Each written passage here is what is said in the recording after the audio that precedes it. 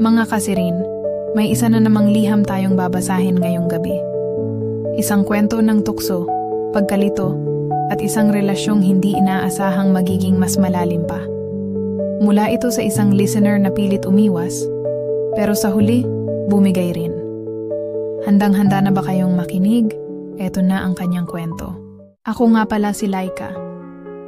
21 taong gulang, 4th year college student, at kasalukuyang nakatira sa bahay ng bago kong pamilya. 4 na taon na mula nang muling nag-asawa si Mama, at kasama sa bagong buhay namin ang anak ng asawa niya. Si Renz ba, noong una, natuwa ako sa ideya na magkakaroon ako ng kuya. Lumaki kasi akong walang kapatid, kaya nung dumating si Renz sa buhay ko, parang nahanap ko rin yung missing piece sa pamilya namin. Gwapo siya, matangkad, at mukhang maasahan, parang leading man sa mga pelikula. Mabait siya sa akin, maalaga, parang natural na protective kuya. Pero habang tumatagal, may mga bagay akong napapansin. Minsan, nahuhuli ko siyang nakatingin sa akin. Nang matagal, parang may ibang kahulugan ang tingin niya. Yung tipong hindi pang kuya. Kapag may suot akong fitted na damit, ramdam ko ang mga mata niyang sumusunod sa bawat galaw ko.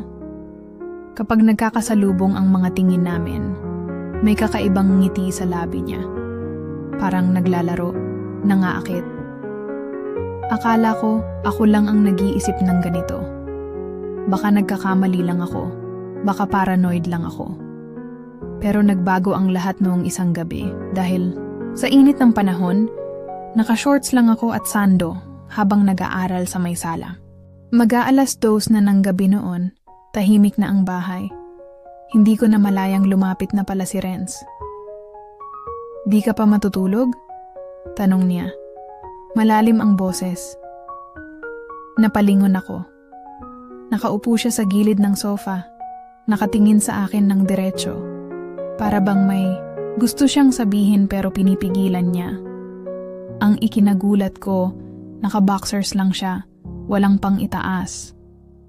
Kita ko ang matigas niyang dibdib, ang mga namumutok niyang braso. Hindi ko alam kung bakit bigla akong kinabahan. "Di pa kuya. Marami pang gagawin." Pilit akong nangumiti, pero ramdam kong nagiinit ang mukha ko. Hindi siya nagsalita, pero hindi rin siya umalis. Ramdam ko ang mabagal niyang paggalaw, ang paglapit niya ng kaunti. "Alam mo, Laika," bulong niya. "Lagi kitang pinagmamasdan, kinilabutan. Ako, hindi dahil sa takot, pero dahil sa kung paano niya sinabi iyon. Mabagal, puno ng kahulugan, parang may binabalak. Hindi ko alam kung anong dapat kong maramdaman. Lalaki si Renz, matangkad, gwapo, may kakaibang aura na parang kaya kang pasunurin sa gusto niya. Pero kuya ko siya. Diba?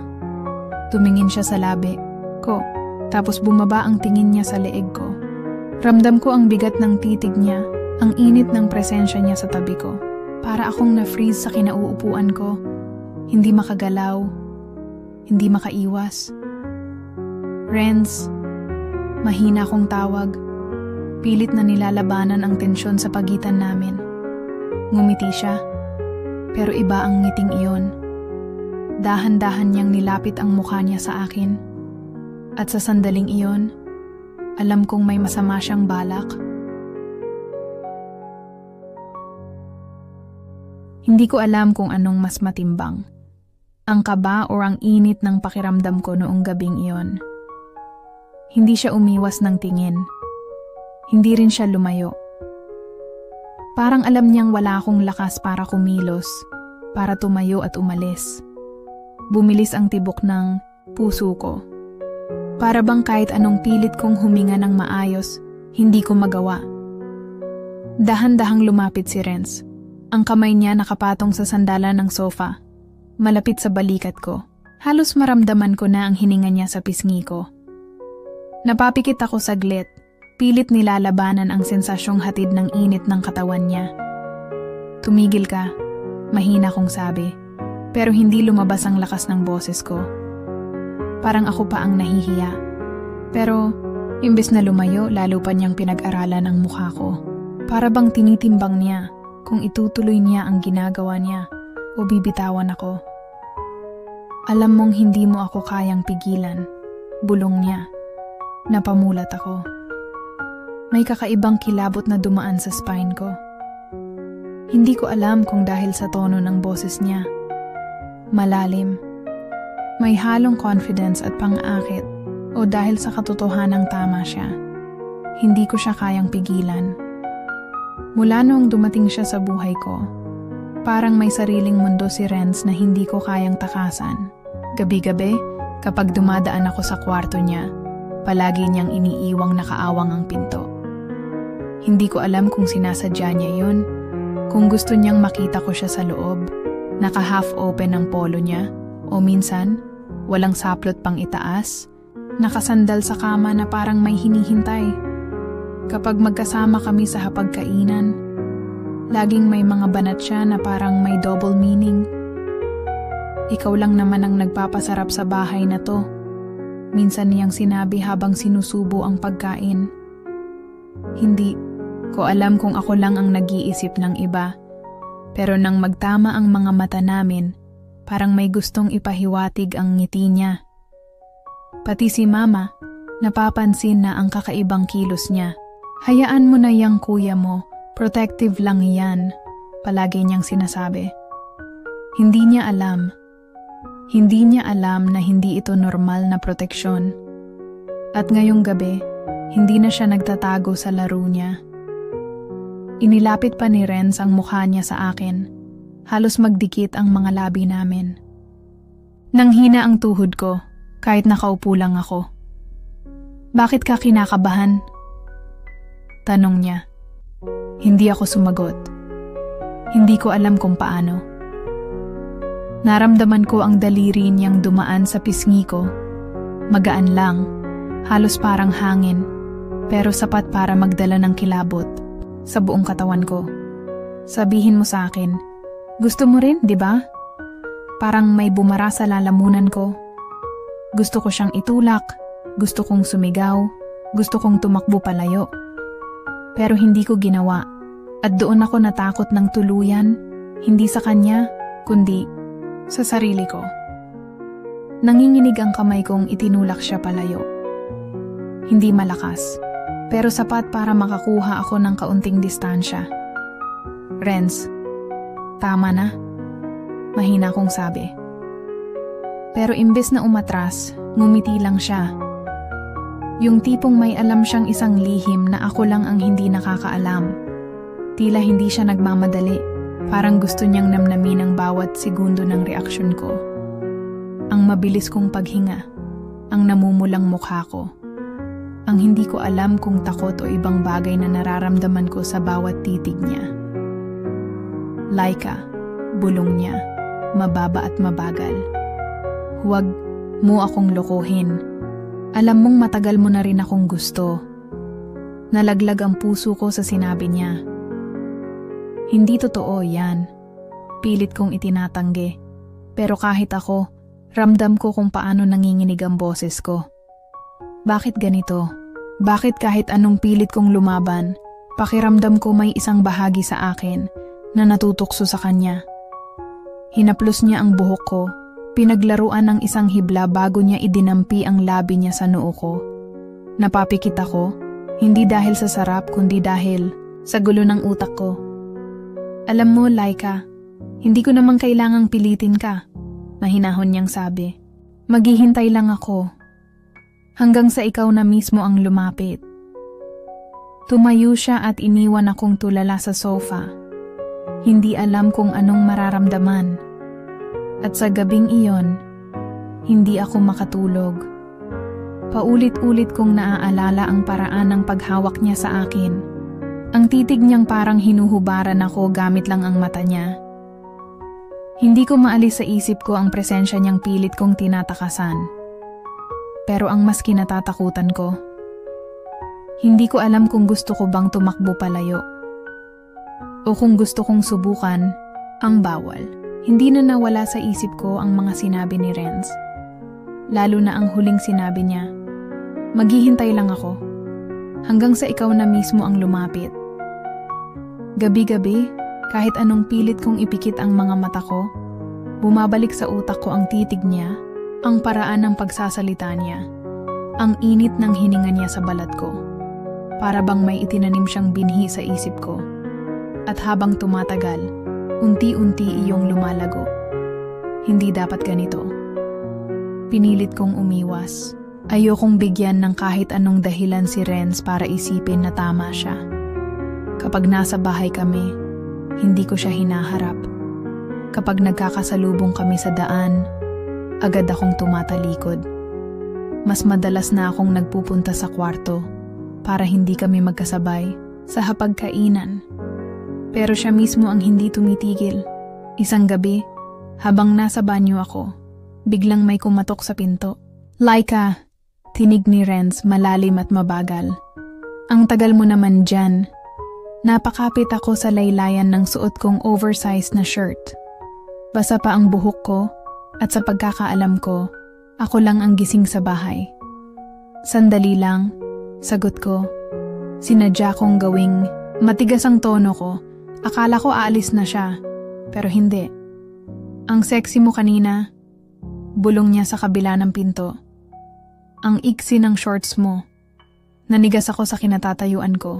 Hindi ko alam kung dapat ba akong sumigaw, magalit, o magpanggap na hindi ko narinig ang sinabi niya. "Ano bang problema mo, Renz?" Inis kong tanong. "Hindi ko alam," sagot niya. Halatang may ngiti sa boses niya. "Pero hindi mo rin yata alam kung ano ang nangyayari sa'yo." Tumahimik siya sandali, pero hindi pa rin ako kumilos. Nanginginig ang daliri kong nakahawak sa doorknob. Tapos, dahan-dahan siyang lumayo. Narinig ko ang mga yabag niya palayo sa pinto, pero hindi iyon sapat para humupa ang kaba sa dibdib ko. Dahan-dahan akong lumabas ng banyo. Sinisilip ang hallway kung nandoon pa siya. Wala na. Pero bago ako pumasok sa kwarto ko, napansin kong nakaawang ang pinto ng kwarto niya. Sa loob, naroon siya, nakahiga sa kama, walang suot na pang-itaas. Nakatingin lang sa akin, na para bang hinuhubaran ako gamit ang mga mata niya. Nagtagpo ang mga mata namin. Para akong hinihigop papasok. Para akong hinihikayat na lumapit. At sa sandaling iyon, naramdaman kong nagkakaroon ng lamat ang mga pader na itinayo ko laban sa kanya. Naputol ang titigan namin nang mabilis kong iniiwas ang tingin. Para akong nawalan ng lakas, kaya't halos madapa ako sa pagmamadaling makapasok sa kwarto ko. Pagkasara ng pinto, napasandal ako rito. Tinatakpan ng mga kamay ang mukha kong hindi ko alam kung namumula sa hiya o sa ibang bagay na ayokong pangalanan. Ano bang nangyayari sa akin? Bakit kahit anong pilit kong umiwas, pakiramdam ko lalong lumalalim ang pagkakahulog ko sa sitwasyong to? Alam kong mali. Alam kong hindi dapat. Pero bakit hindi ko siya kayang labanan ng tuluyan? Pagod na akong isipin ang sagot, kaya sinubukan kong matulog. Pero kahit anong baling ko sa kama, hindi ako mapakali. Parang nararamdaman ko pa rin ang presensya niya sa likod ng pinto ko. Parang kahit hindi siya nandoon, ramdam ko ang bigat ng mga mata niyang laging nakatingin sa akin. Ilang oras akong nagpakahirap bago ako tuluyang nakatulog. Pagdating ng umaga, akala ko mas madali nang magpanggap na wala lang. Pero nang bumaba, ako para mag-almusal, naroon siya. Nakaupo sa lamesa, walang suot na pang-itaas, tulad ng nakasanayan niya. Malamig ang umaga, pero hindi iyon sapat para pigilan siyang ipakita ang matipuno niyang katawan. Hindi ko alam kung sinasadya niya o ganun lang talaga siya. Napansin niya agad ako. Umangat ang sulok ng labi niya sa isang pilyong ngiti. "Good morning, Laika." Bati niya. Mababa ang boses, Parang may ibang ibig sabihin ang tono niya. Umupo ako sa kabilang dulo ng lamesa, pilit hindi pinapansin ang presensya niya. Kinuha ko ang tasa ng kape at sinubukan kong itutok ang buong atensyon ko roon. Pero hindi siya tumigil. "Ang tahimik mo naman," sabi niya. "Hindi ka ba nakatulog kagabi?" Hindi ako sumagot. Naramdaman kong bumangon siya mula sa upuan niya. Bago pa ako makatingin, naramdaman ko na siya sa likuran ko.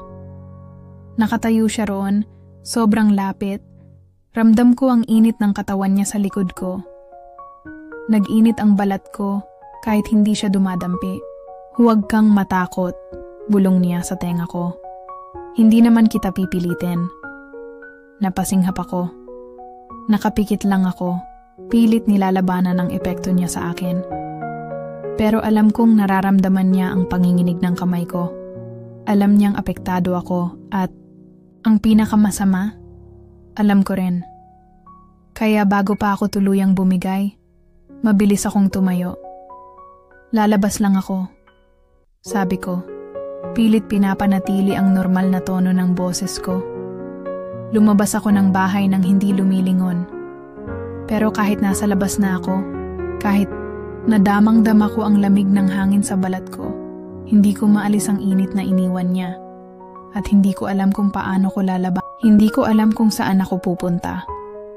Basta ang alam ko lang, kailangan kong lumayo. Kailangan kong makahanap ng kahit kaunting espasyo para huminga, para kalmahin ang puso kong hindi ko maintindihan kung kinakabahan o natutukso.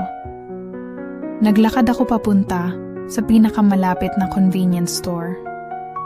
Wala akong balak bumili ng kahit ano, pero pumasok ako, kinuha ang unang inumin na makita ko at dumiretso sa isang bakanteng mesa.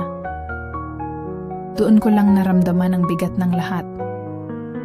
Bakit ganito? Bakit hindi ko magawang magalit kay Renz? Dapat ay naiinis ako. Dapat ay tinutulak ko siya palayo. Sinasabi sa kanyang mali ito, na hindi dapat siya nagkakaganito sa akin. Pero mas nakakatakot ang katotohanang hindi ko siya tinutulak. Hindi ko siya sinasaktan. Hindi ko siya iniiwasan ng tuluyan. Dahil may isang bahagi sa akin na gustong malaman kung anong mangyayari kung hindi ako lumaban. Kung hayaan ko lang ang sarili kong bumigay, napapikit ako at napailing. Hindi pwede. Naputo lang pag-iisip ko nang biglang mag-vibrate ang phone ko. "Renz," hindi ko sinagot. Ilang segundo lang, may isa pang mensahe. "Saan ka?" Hindi ko pa rin pinansin. Pero pagkatapos ng ilang minuto, isa pang mensahe ang dumating. "Umalis ka nang hindi nagsasabi." Hindi ko gusto yan. Napahigpit ang hawak ko sa phone. Pakiramdam ko, kahit nasa labas ako, hindi pa rin ako ligtas mula sa kanya. Parang kaya niyang maramdaman ang presensya ko kahit saan ako magpunta. Hindi ko na tinapos ang iniinom ko. Mabilis akong lumabas ng convenience store. Pero bago pa ako makalayo, nakita ko siya.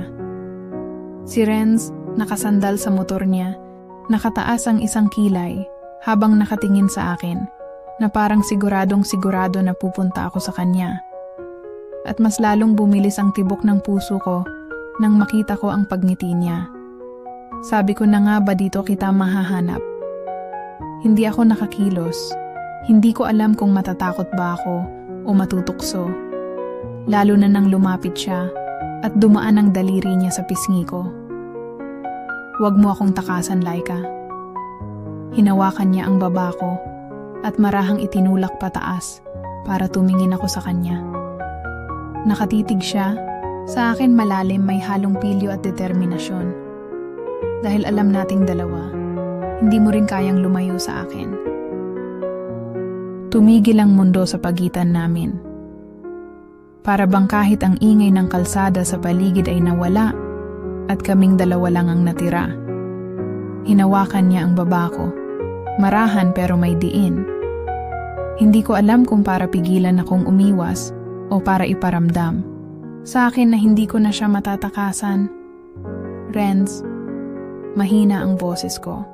Halos isang bulong lang. Pero sa pagitan naming dalawa, sapat na iyon para marinig niya. Sumama ka sa akin, utos niya. Hindi tanong. Isang bagay na dapat kong sundin. Napakurap ako. Parang nagising sa isang trance. Anong ginagawa ko? Bakit ako nagpapadala sa kanya? Piliting lumayo.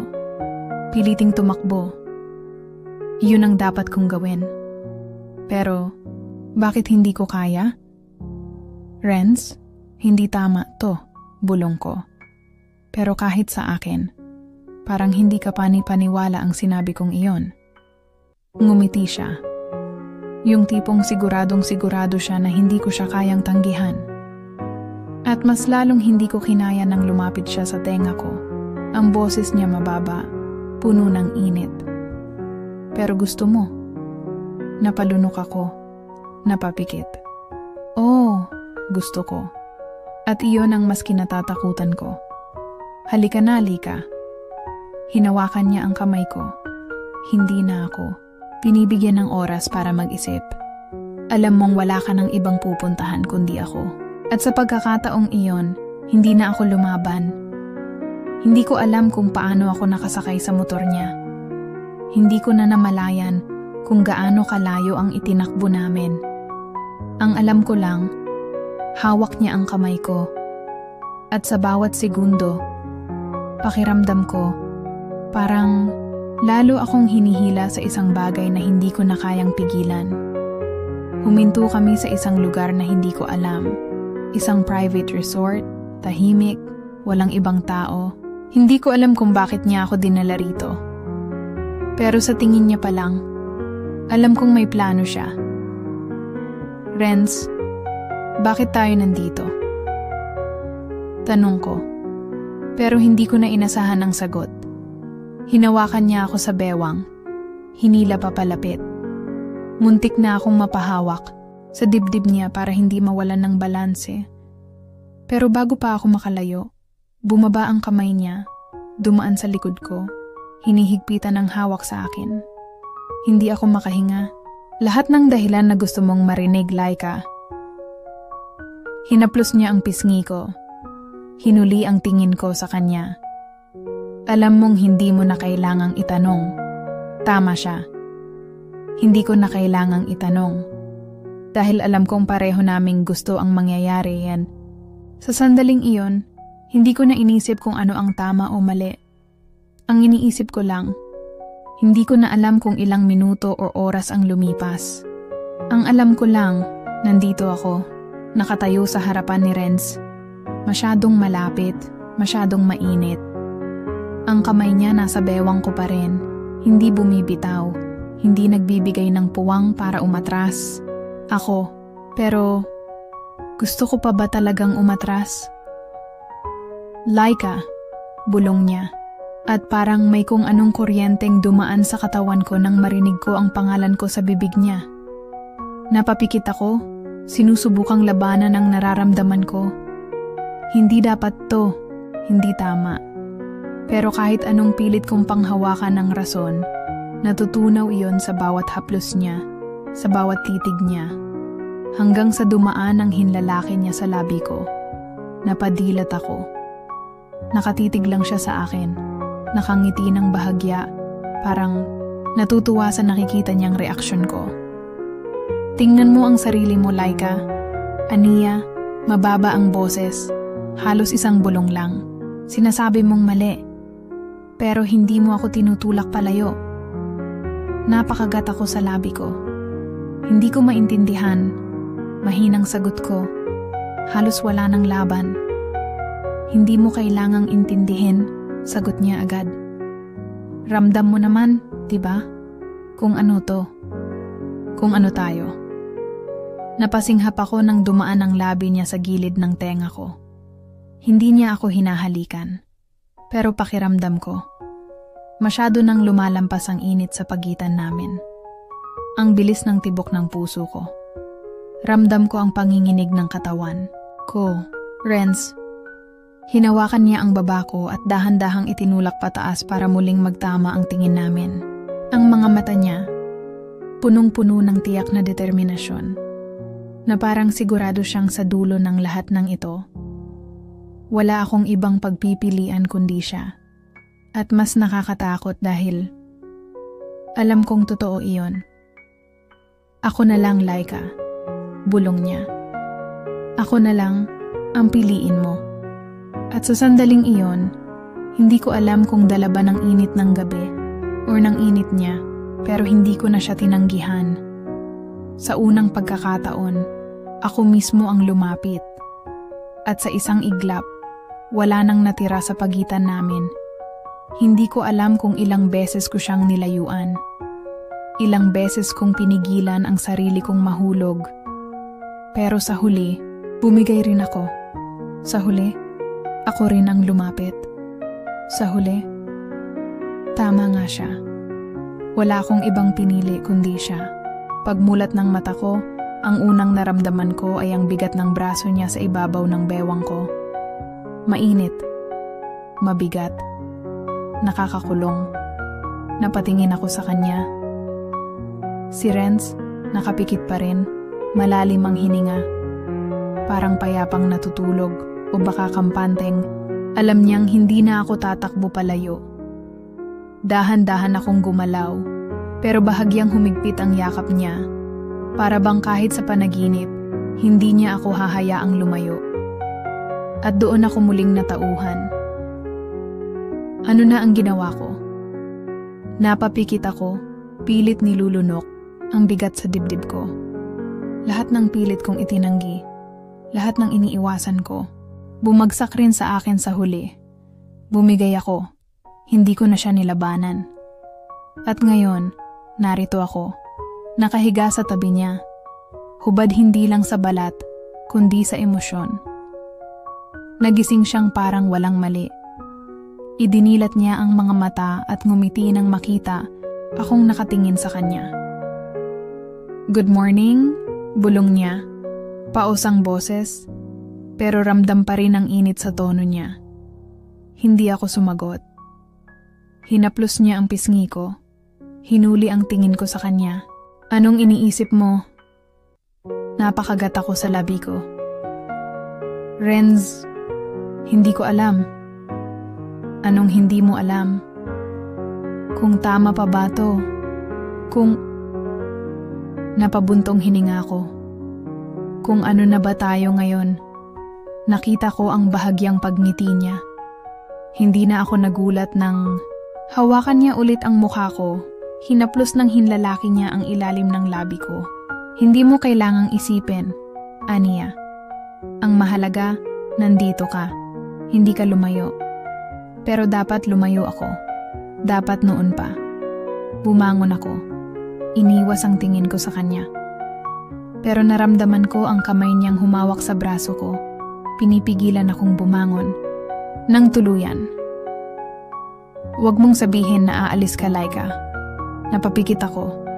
Paano ko sasabihin sa kanya na dapat nga akong umalis? Na kahit anong gawin ko, may parte pa rin sa akin ang nagsasabing, malito? Renz, hinila niya ako pabalik. At bago pa ako makapalag, bumagsak ako sa bisig niya. Mahigpit. Mainit. Para bang wala na akong kawala. Ano pa bang kailangan mong patunayan sa sarili mo? Bulong niya sa tenga ko. Ayaw mo akong iwan. Hindi mo ako kayang layuan. Napakapit ako sa kanya at doon ko napagtanto, totoo ang sinasabi niya. Ano pa bang saysay ng paglaban kung sa huli, babalik rin ako sa kanya? Ano pang halaga ng pagsasabi kong mali ito kung paulit-ulit kong nilalapitan ang tukso? Napayakap ako sa kanya, mas mahigpit pa kaysa kanina. Hindi ko na alam kung tama o mali. Ang alam ko lang, si Renz ang gusto ko. At sa puntong ito, hindi na ako. Mga kasirin, hindi lahat ng relasyon may malinaw na hangganan. Minsan, kahit anong pilit nating lumayo, may hatak talaga ang tadhana na mahirap labanan. Pero sa huli, tayo pa rin ang may hawak ng sarili nating desisyon. Tama man o mali, tayo ang haharap sa mga resulta nito. Ano sa tingin niyo mga kasirin? Kapalaran ba o isang delikadong pagkakamali? Hanggang sa susunod na kwento, ako si DJ Serene. Laging nandito para makinig.